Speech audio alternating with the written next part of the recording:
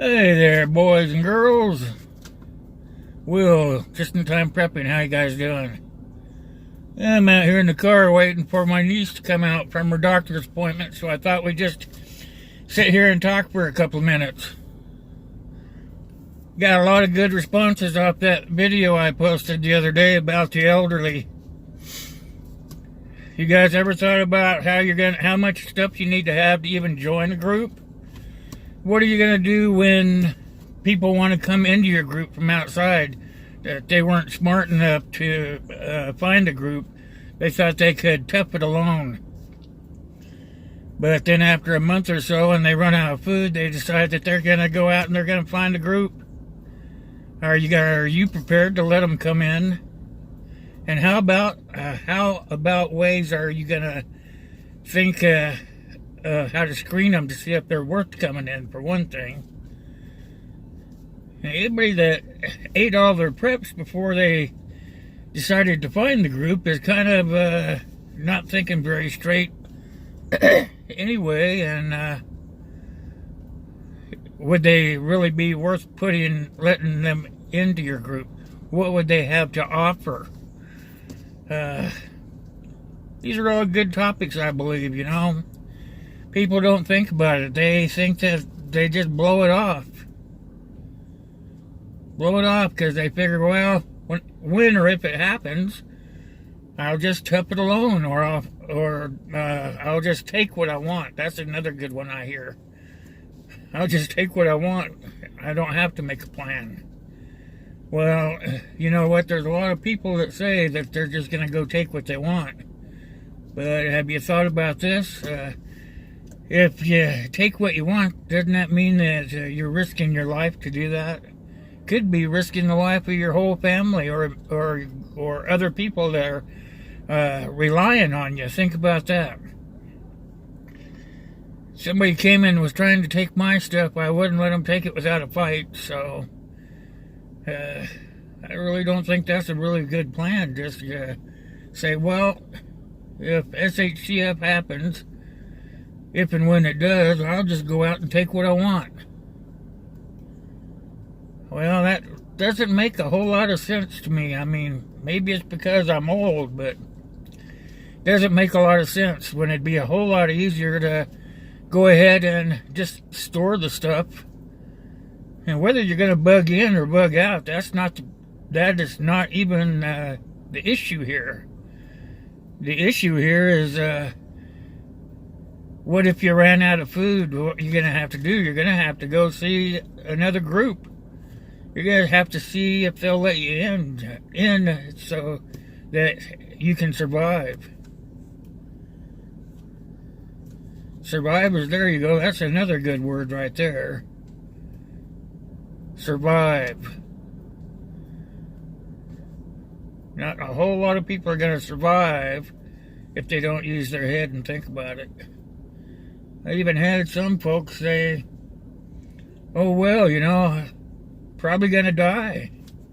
Well, you probably are, if that's the way you're going to think about it. That don't make much sense to me.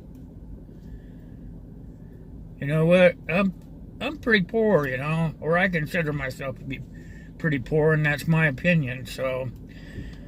But I still find a way to take care of my preps a little at a time. Sometimes that's good. Some of these people I don't understand, especially the older ones. The older ones should be thinking about it harder than the younger ones or the middle-aged ones. All they're worried about is going out the other end, but a lot of us seem to think we'll have a few years left by the time that happens. I'd be one of them. So I'm making a plan. Getting my preps, teaching my family. Not teaching my family to go out and take what you want, or go out and try to get what you want or what you need. I don't know.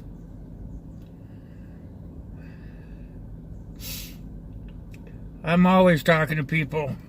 You know what? It's not hard to come up with a group.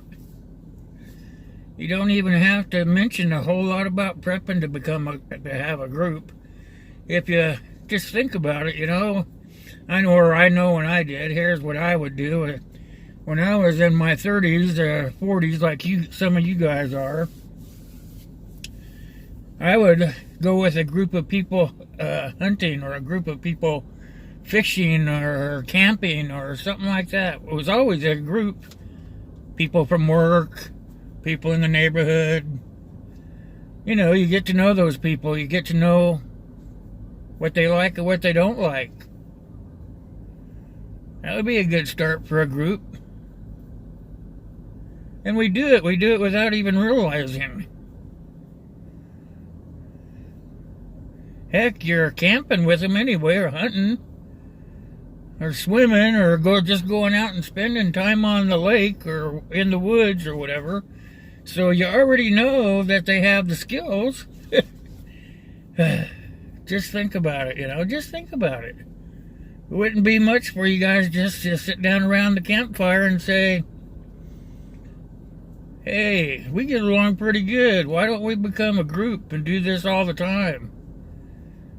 That way, if anything were to happen in the world, we'd be prepared for it. We could become a group. We could go out and take care of ourselves in the woods, or, you know, something like that scenario. I don't know. These are all things I just think about, you know. Why the old people? I mean, even the young and the middle-aged people, they all seem to think us old people are going to die. I don't think so. Or I don't want to anyway. I want to try to survive by using the old brain.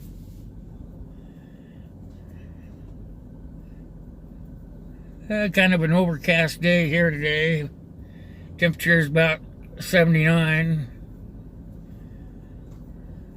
For a change, we're not in the blistering 90s or 100s. Thank God. Knock on wood, you know. Well, anyway, you know, this is just something I was thinking about, and I thought I'd just bounce it off you guys while I was sitting here in the car waiting on my niece to get out of the doctor. Oh yeah, about those missing that live on Saturday. I think we'll just go on to the next Saturday. Wednesday, I'll write down the names again, and all the names from the previous Wednesday, and this Wednesday will go into the kitty for this coming Saturday's live stream. That way I have a little time to relax and recoup from that heat stroke. Part of it was heat stroke, part of it was my in-laws, my brother-in-law and his wife, smoke in their house, and when I got in there, it was like I just could not breathe. They smoke in there so much that their house smells like a smudge pot. I know you guys have been there, huh? Well, between this heat and that smudge pot, man, I was dead. Still not quite over it, but I feel better. But get back, I'm drifting off here. About what I was saying about the groups. We do it, or we did it when we were younger. I mean, if I was feeling healthier than I am now, I would probably have a group that I would go out and spend time with on the weekends and stuff. Camping or hunting or fishing or something, you know, fun. You know, and I always challenged myself, even when I was healthy enough to be out there doing it. I still challenged myself to see just how much I could do on my own. So I know there's got to be some of you that do the same thing. And it's the same as practicing your skills. That easy, yep. So I guess that's really all I got. I just wanted to make a video while I'm sitting here waiting on the niece. These things kind of pop in my head, you know, and I just want to bounce it off you guys. Besides, I got this newfangled thing for the car. If I don't use it, I'm going to feel bad about buying it. Hey. Well, you guys know that I wouldn't do any of this if it wasn't for you guys right there. You guys, I really appreciate my subscribers. I mean, they really have stayed with me through thick and thin. And when I'm not feeling good, they're there for me, and I really appreciate that.